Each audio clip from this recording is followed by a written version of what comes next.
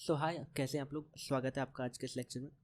Paediatric शुरू करते हैं और बिल्कुल बेसिक से स्टार्ट करते हैं। ठीक है, डेफिनेशन से स्टार्ट करते हैं। सो डेफिनेशन जो है, पीडियाट्रिक जो वर्ड है ना, वो ग्रीक वर्ड से मिलकर बना हुआ है, जिसमें पीडिया, आइट्रिक और आईसीएस तीन वर्ड है। पीडिया का मतलब होता है चाइल्ड, आइट्रिक का मतलब ट्रीटमेंट और ICS means branch of medical science. ठीक है, तो पीडियाट्रिक क्या है कि एक ब्रांच है मेडिकल साइंस की, जिसमें जो बच्चे हैं उनका ट्रीटमेंट किया जाता है। ठीक है, ये हो गया पीडियाट्रिक कि भाई मेडिकल साइंस की एक ब्रांच है जिसमें बच्चों का ट्रीटमेंट किया जाता है। ठीक, अब डेफिनेशन की बात की जाए तो डेफिनेशन क्या है। डेफिनेशन से पहले अभी यहाँ पे जो कह रहे हैं ना कि भाई चाइल्ड, जो चाइल्ड ये अपन टर्म यूज़ कर रहे हैं चाइल्ड, वो किसके लिए यूज़ कर रहे हैं। अब जैसे कि बच्चा यूट्रस में है तो भी हम उसे चाइल्ड बोलेंगे। ठीक है, बच्चा बोलेंगे। यूट्रस के बाहर है, 1 साल का है तो भी बच्चा ही होगा, बड़ा है तो भी बच्चा होगा, है ना। ठीक है, 8 साल का तो भी बच्चा, 10 साल का तो भी बच्चा, 15 साल का तो भी बच्चा। तो पीडियाट्रिक में हम जो बच्चा कंसिडर करते हैं, चाइल्ड कंसिडर करते हैं, वो कितने साल तक के लिए कंसिडर करते हैं। तो जब ओवम और स्पर्म का फ्यूजन होता है ना, ठीक है, यहाँ से फ्यूजन हुआ, ठीक है, जायगोट बनता है सबसे पहले, तो यहाँ से लेके 18 साल तक, फ्यूजन से लेके 18 साल तक हम कंसिडर करते हैं चाइल्ड। ठीक है, अब देखते हैं डेफिनेशन कि भाई डेफिनेशन क्या कहती है। डेफिनेशन है कि paediatric is a branch of medical science which deals with the care of children and adolescents, मतलब बच्चों का इसमें केयर करते हैं हम। ठीक है, और साथ में ट्रीटमेंट करते हैं। And also fulfil the growth and developmental needs of children, मतलब बच्चों की ग्रोथ और डेवलपमेंट के लिए जितने भी हमें ज़रूरत होती है वो सारी चीज़ें हम पूरी करते हैं। ठीक है, जब बच्चा सही होता है तो भी हम उसे मतलब अच्छा न्यूट्रिशन देते हैं, अच्छा खाना खिलाते हैं। ठीक है, जिससे कि बच्चे की ग्रोथ और ज़्यादा बढ़ेगी। ठीक है, बच्चा मान लो बीमार हो गया तो हम उसको ट्रीटमेंट देते हैं। तो बच्चा अगर सही है तब भी हम उसे, और अगर बच्चा ख़राब है तो सही करना ही करना है उसको। ठीक है, तो ये हो गया पीडियाट्रिक की डेफिनेशन। आगे देखते हैं कि भाई अभी बोला मैंने पीडिया एज 18 साल तक जो अपना इंडिया है, डेवलपिंग कंट्रीज़ है। ठीक है, डेवलपिंग कंट्रीज़ में कंसेप्शन से लेके 18 साल तक पीडीएस मानते हैं, और जो डेवलप्ड कंट्री जैसे कि यूएसए हो गया, यूके हो गया, है ना, तो वहाँ पे जो पीडिया एज उन्होंने मानी है वो 16 साल तक मानी गई है, कंसेप्शन से लेके 16 साल तक। ठीक है, तो ये हो गया पीडिया एज। नेक्स्ट है, एग्जाम में क्वेश्चन आता है कि भाई फादर पीडियाट्रिक कौन है, तो वो है अब्राहम जैकोब, है ना। और किसी बुक में आपको जैकोबी भी देखने को मिलेगा, ये भी सही है। ठीक है, अब्राहम जैकोब या फिर जैकोबी। नेक्स्ट है फादर ऑफ इंडियन पीडियाट्रिक कि भाई इंडियन पीडियाट्रिक फादर कौन है, वो है केसी चौधरी। ठीक, नेक्स्ट है पीडियाट्रिक नर्सिंग कि भाई हम पीडियाट्रिक नर्सिंग में आप एक्चुअली करते क्या है पीडियाट्रिक में। ठीक है, तो वो है यहाँ पे कि it include preventive, promotive, curative and rehabilitative care. मतलब ये कि हम करते क्या है एक्चुअली पीडियाट्रिक में कि भाई सबसे पहले तो प्रिवेंट करते हैं। प्रिवेंट का मतलब ये होता है कि कल को हमें कोई बीमारी ना हो उससे पहले ही हम उसको ठीक करने की कोशिश करते हैं, जैसे कि होने ही नहीं देंगे उसको। ठीक है, जैसे अपन वैक्सीन लगाते हैं, ठीक है, एट बर्थ, जैसे बच्चा डिलीवर हुआ उसके बाद एट बर्थ पे लगाते हैं ओपीवी, बीसीजी, हेपेटाइटिस बी। क्यों लगाते हैं, ताकि कल को वो हेपेटाइटिस ना हो उसको। ठीक है, फिर पोलियो ना हो, तो इसलिए हम कल को ना हो इसलिए हम उसको पहले ही प्रिवेंट कर रहे हैं। ठीक है, फिर आगे, ठीक है ना। फिर नेक्स्ट है प्रमोट करना, हेल्थ को प्रमोट करना। हेल्थ को प्रमोट कैसे करते हैं अपन, एजुकेशन देके। ठीक है, अब एजुकेशन कैसे देखे, छोटे बच्चे को तो क्या समझाओगे तुम, कुछ समझाओगे उसको, कुछ समझ में आएगा नहीं, अगर तुम कहोगे भी तो बच्चे की माँ को हम कहेंगे कि भाई तुम्हें इतने बजे इसको दूध पिलाना है, इतने बजे तक दूध पिलाना है, लाइक 6 महीने तक तो एक्सक्लूसिव ब्रेस्ट फीडिंग करवाते हैं। ठीक है, 6 महीने के बाद फिर वीनिंग होती है। तो अब बच्चे की मदर को तुम एजुकेट करोगे तभी तो बच्चे को सिखा पाएगी हर चीज़, मतलब वो करेगी तभी तो बच्चा सही होगा। ठीक है, तो ये हो गया हेल्थ का प्रमोशन करना कि भाई हमने हेल्थ को प्रमोट कर दिया। ठीक है, नेक्स्ट मतलब है कि क्योर करना, क्योरिटी केयर का मतलब ये होता है कि अगर मान लो बच्चा बीमार हो ही गया, अब हो ही गया तो क्या कर सकते हैं अपन, ट्रीटमेंट करेंगे। ठीक है, तो क्योरिटी का मतलब अपन ट्रीटमेंट करेंगे कि भाई बीमार हो ही गया तो ट्रीट करना होता है उसको। ठीक है, फिर नेक्स्ट होता है कि भाई रिहेबिलिटेशन, रिहेबिलिटेटिव केयर। रिहेबिलिटेशन का मतलब ये होता है कि मान लो कि भाई ये बच्चा बीमार है, ठीक है, बीमार से इसको वापस से सही वाली कंडीशन में लेके जाना। ठीक है, बीमार को वापस से सही वाली कंडीशन में लेके जाने को हम बोलते हैं रिहेबिलिटेशन। ठीक है ना, तो पीडियाट्रिक नर्सिंग में अपन करते क्या है कि भाई सबसे पहले तो होने ही नहीं देंगे बीमारी। ठीक है, प्रिवेंट करना, हेल्थ एजुकेशन देंगे, इसको प्रमोट करेंगे हेल्थ को, अगर हो ही गई बीमारी तो उसको ट्रीटमेंट करेंगे, क्योर करेंगे। ठीक है, और फिर रिहेबिलिटेशन करेंगे, वापस से पहली वाली कंडीशन में लेके जाना। तो ये होगा यहाँ पे पीडियाट्रिक नर्सिंग का एक्चुअली कंसेप्ट क्या है पीडियाट्रिक नर्सिंग। ठीक है, हम करते क्या है पीडियाट्रिक नर्सिंग में। और यही जो 4 चीज़ें हैं ना, preventive, promotive, curative and rehabilitative care, यही मॉडर्न कंसेप्ट है पीडियाट्रिक नर्सिंग का। ठीक है, एग्जाम में क्वेश्चन आया जाए कि भाई प्रिवेंटिव मतलब 4 ऑप्शन दे देंगे तुम्हें, प्रिवेंटिव, प्रोमोटिव, क्यूरेटिव, एक कोई ऑप्शन दे देंगे एक्स्ट्रा। ठीक है, और उनमें से पूछेंगे कि भाई एक्सेप्ट, ठीक है, कि इनमें से कौन सा ऑप्शन है जो मॉडर्न कंसेप्ट नहीं है पीडियाट्रिक का, तो जो भी इनमें से एक्स्ट्रा होगा उसको हम निकाल देंगे। ठीक है, नेक्स्ट आगे देखिए, पीडिया एज बताया कंसेप्शन से लेके 16 साल तक 18 साल तक। ठीक है, अपने इंडिया में 18 साल तक मानते हैं। तो 2 तरीके होता है, एक तो होता है इंट्रा यूट्रन लाइफ मतलब यूट्रस के अंदर, और एक्स्ट्रा यूट्रन लाइफ मतलब यूट्रस के बाहर। ठीक है, अब इंट्रा यूट्रनल लाइफ की बात की जाए तो सबसे पहले फ्यूजन होता है। ठीक है, फ्यूजन होगा तो सबसे पहले बनेगा क्या, जायगोट। और जायगोट हम कब से लेके कब तक कहेंगे, कंसेप्शन से लेके 2 वीक तक। ठीक है, कंसेप्शन से लेके 2 वीक तक हम उसे कहते हैं जायगोट। फिर 2 वीक के बाद 3 वीक से लेके 18 वीक तक वो हो गया एम्ब्रियो, है ना। और एम्ब्रियो जो मैक्सिमम जो ऑर्गन का जो फॉर्मेशन होता है, ऑर्गनोजेनेसिस होता है, वो 3 वीक से लेके 8 वीक तक होता है। ठीक है, जितने भी ऑर्गन बनने होते हैं सारे बन जाते हैं एम्ब्रियो वाली स्टेज में। फिर नेक्स्ट उसके बाद आता है 9 वीक से लेके टिल बर्थ, जब तक डिलीवरी नहीं होती, 9 वीक से लेके जब तक डिलीवरी नहीं होती तब तक हम उसे बोलते हैं फिटस। ठीक है, ये हो गया इंट्रायूट्रन लाइफ। अब यूट्रस से बाहर देखते हैं भाई बच्चा, अब बच्चे की हो गई डिलीवरी। ठीक है, 9 मंथ कंप्लीट हो गया। फिर एक्स्ट्रा यूट्रन लाइफ आ जाती है ना। तो एक्स्ट्रा यूट्रन लाइफ में जैसे ही बच्चा डिलीवर हुआ तो हम उसे बोलते हैं न्यूनेट या फिर न्यूबॉर्न। ठीक है, अब न्यूनेट या फिर न्यूबॉर्न हम कब तक बोलेंगे, वो हम बोलते हैं 4 वीक तक। ठीक है, 28 डेज।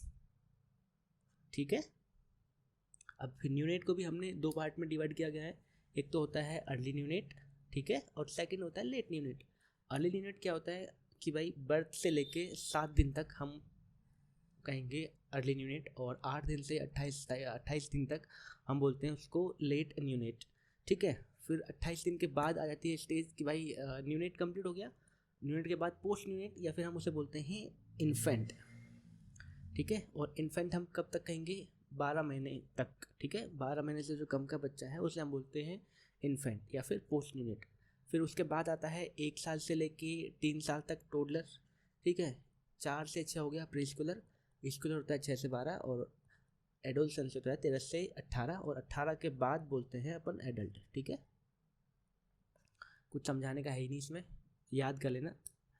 ठीक, उसके बाद एक टाइम होता है पेरीनेटल पीरियड। पेरीनेटल पीरियड क्या होता है कि जैसे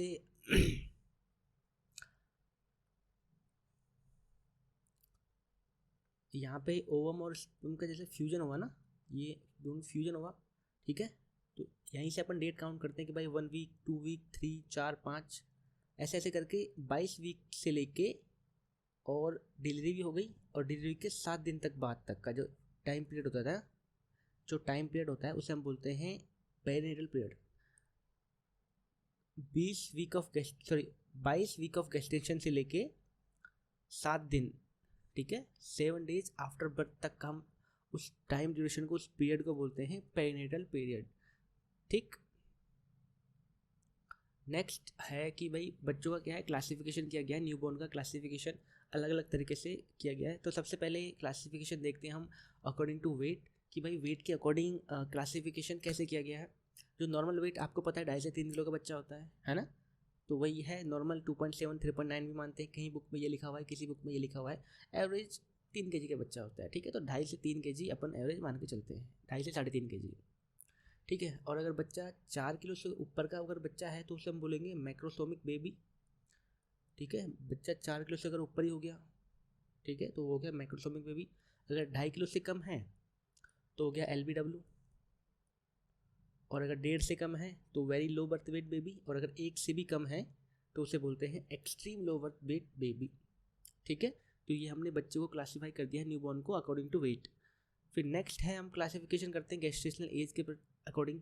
नॉर्मल जो डिलीवरी होती है वो होती है 37 टू 42 वीक में। ठीक है, 259 से लेके 293 दिन के बीच में जो डिलीवरी हो रही है तो उसे हम बोलेंगे, अगर उसके बीच में अगर बच्चा डिलीवर हो रहा है तो उसे टर्म बेबी बोलेंगे। ठीक है, 37 टू 42 वीक। अगर 37 वीक से पहले ही अगर बच्चा डिलीवर हो गया तो वो हो गया प्री टर्म बेबी, और 42 वीक के बाद अगर हो रहा है तो उसे हम कहेंगे पोस्ट टर्म बेबी। ठीक है,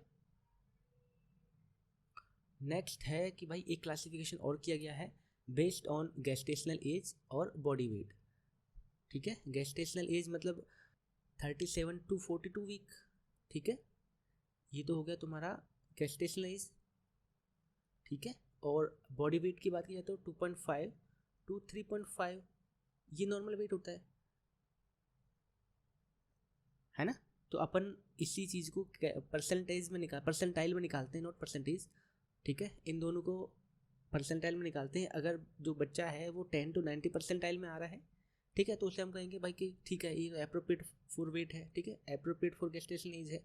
अगर उसका जो परसेंटाइल है वो 90% से कम आ रहा है, अगर 90% से ज़्यादा आ रहा है, तो मतलब वो लार्ज फॉर गेस्टेशनल एज है। वहीं अगर 10 परसेंटाइल से उसका वेट जो है वो कम आ रहा है, तो हम उसे कहेंगे स्मॉल फॉर गेस्टेशनल एज।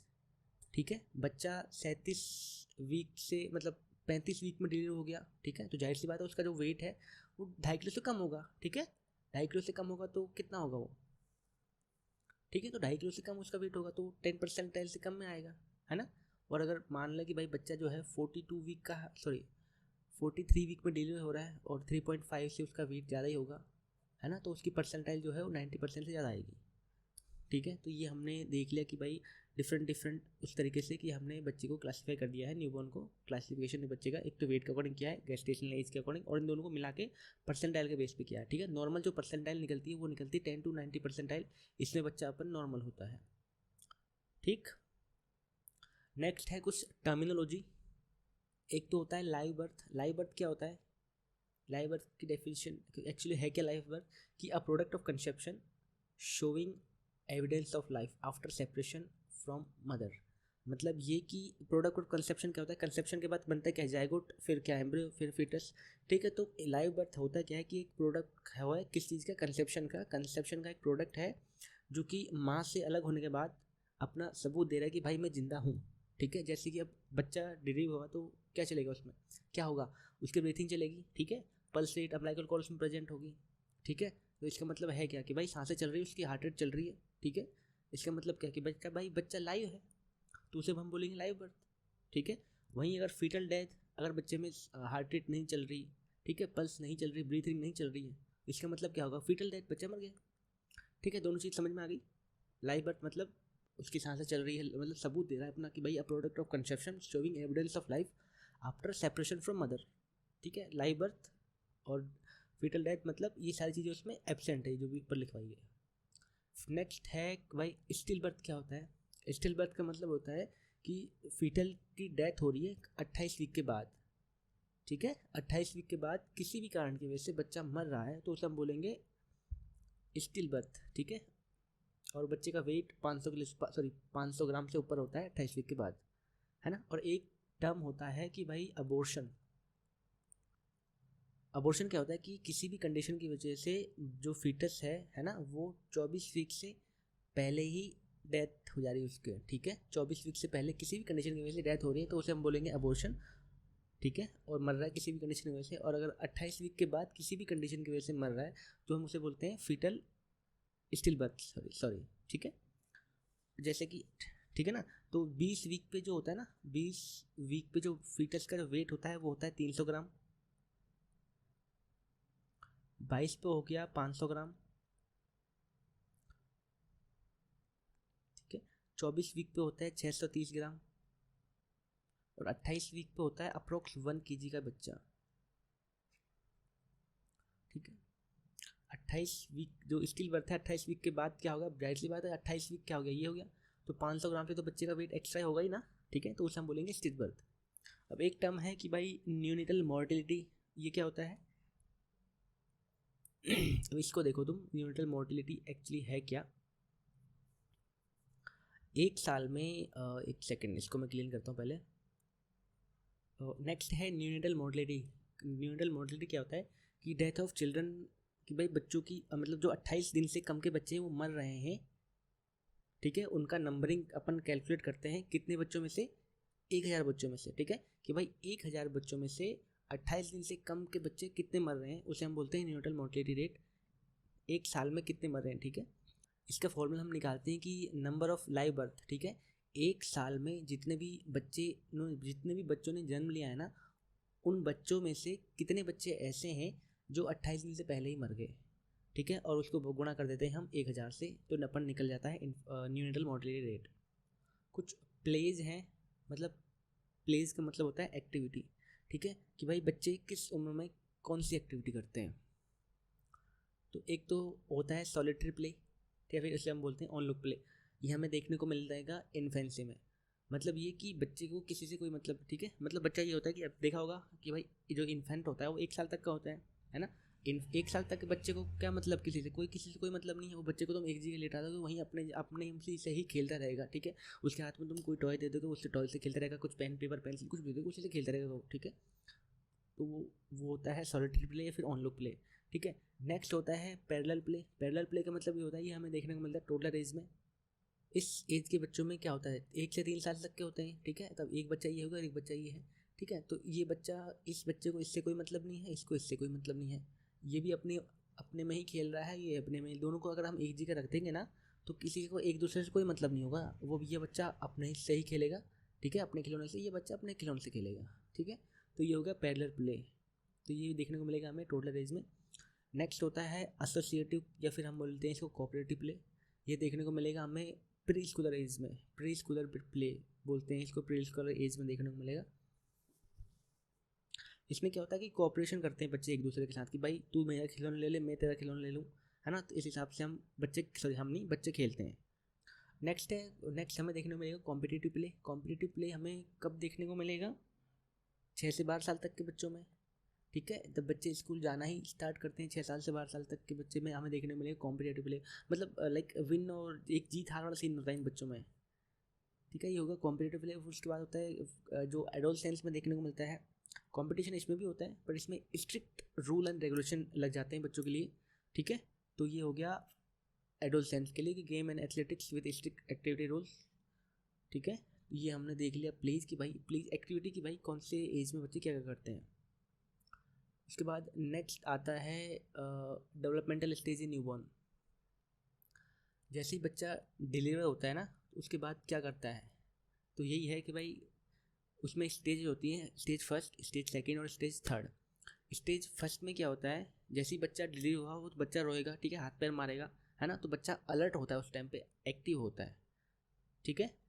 तो ये होगी स्टेज ऑफ एक्टिविटी।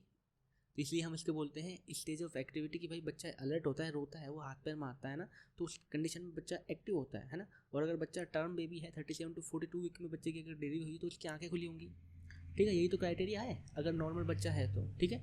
तो जो स्टेज ऑफ फर्स्ट है वो कब से कब तक रहेगी, बर्थ से लेके 30 मिनट तक का जो स्टेज होती है उसे बोलते हैं हम स्टेज फर्स्ट, ठीक है। स्टेज ऑफ एक्टिविटी बोलते हैं इसको, कि भाई बच्चा एक्टिव रहता है इसमें, हाथ पैर फैलाएगा, रोएगा, ठीक है। और अगर टर्म बच्चा है तो उसमें आगे खुली होंगी, ठीक है। उसके बाद आती है स्टेज फर्स्ट के बाद आती है स्टेज सेकंड। स्टेज सेकंड में क्या होता है कि भाई बच्चा 30 मिनट तक रो लिया, ठीक है। अब ऐसा तो होगा नहीं ना कि भाई रोता रहेगा। रोने के बाद वो थक जाएगा तो बच्चा थकेगा तो कैसा लगेगा, बेबी लुक्स लाइक डल, एकदम मतलब थका थका सा लगेगा, और रेस्टिंग कंडीशन में जाएगा वो, कि भाई आराम करेगा, बहुत देर हो गया तो सो जाएगा वो, ठीक है। तो बच्चा रेस्टिंग कंडीशन में जाएगा। और ये जो टाइम ड्यूरेशन होता है वो होता है कब से, 30 मिनट से लेके, क्योंकि 30 मिनट तक तो हो गया स्टेज फर्स्ट, फिर 30 मिनट से लेके 2 घंटे तक का जो टाइम ड्यूरेशन होता है वो होता है स्टेज सेकंड, ठीक है। इस स्टेज को हम बोलते हैं स्टेज ऑफ डिक्रीज एक्टिविटी और रेस्पॉन्सिवनेस, ठीक है। कि भाई बच्चा एक्टिविटी अपनी कम कर दिया, बच्चे ने क्यों कम कर दिया, क्योंकि भाई पहले 30 मिनट में बच्चा थक गया है, रोने के बाद अब थक गया है वो, ठीक है। तो अब बच्चा रेस्टिंग कंडीशन में जाएगा, तो उसे हम बोलते हैं इसलिए स्टेज ऑफ डिक्रीज एक्टिविटी या फिर डिक्रीज रेस्पॉन्सिवनेस, ठीक है। और इसी स्टेज में, स्टेज सेकंड में ही बच्चे के जो बोवल मूवमेंट है वो स्टार्ट हो जाते हैं 30 मिनट से लेके 2 घंटे तक के टाइम ड्यूरेशन में, ठीक है। अब जैसे ही 2 घंटे कंप्लीट हुए उसके बाद नेक्स्ट स्टेज आती है, वो होती है स्टेज थर्ड, ठीक है। स्टेज थर्ड का जो टाइम ड्यूरेशन होता है वो होता है 2 घंटे से लेके 8 घंटे तक का टाइम ड्यूरेशन होता है, ठीक है। 2 घंटे से लेके 8 घंटे तक का टाइम ड्यूरेशन का होता है स्टेज थर्ड। इस स्टेज थर्ड में ही 90% केसेस में बच्चे stool and urine pass out कर देते हैं, ठीक है। और इस थर्ड स्टेज को हम बोलते हैं second stage of increase reactivity and responsiveness, क्योंकि पहले 30 मिनट में क्या हुआ, बच्चा रोने के बाद रोया तो भाई साहब एक रोया, है ना, हाथ पैर चल रहे हैं उसके, तो बच्चा एक्टिव है। 30 मिनट के बाद बच्चा थक गया और रेस्टिंग कंडीशन चला गया, तो वो होगी स्टेज सेकंड, ठीक है। तो स्टेज एक्टिविटी कम होगी, स्टेज सेकंड में एक्टिविटी कम होगी। अब 2 घंटे तक बच्चा आराम करेगा, उसके बाद फिर बच्चा फिर उठेगा, फिर बच्चा फिर रोएगा, फिर बच्चा रोएगा, तो उसकी एक्टिविटी वापस से बढ़ जाएगी, ठीक है। तो इसलिए हम स्टेज थर्ड को हम बोलते हैं second stage of increase reactivity and responsiveness, ठीक है। नोट सेट में क्वेश्चन आया था कि 3 ऑप्शन थे उसमें, stage first, second, third and fourth, ठीक है। ऑप्शन में ये क्वेश्चन ये था कि second stage of increase reactivity and response कौन सा है, ठीक है। तो वो स्टेज थर्ड है, ठीक है। और आज के लिए इतना ही, ठीक है। फिर मिलते हैं नेक्स्ट वीडियो में। इसके साथ आगे हम कंटिन्यू करेंगे, कंप्लीट पीडियाट्रिक में तो मैं यहाँ पे समझाने वाला हूँ, ठीक है। तो रहना, कंटिन्यू रहना।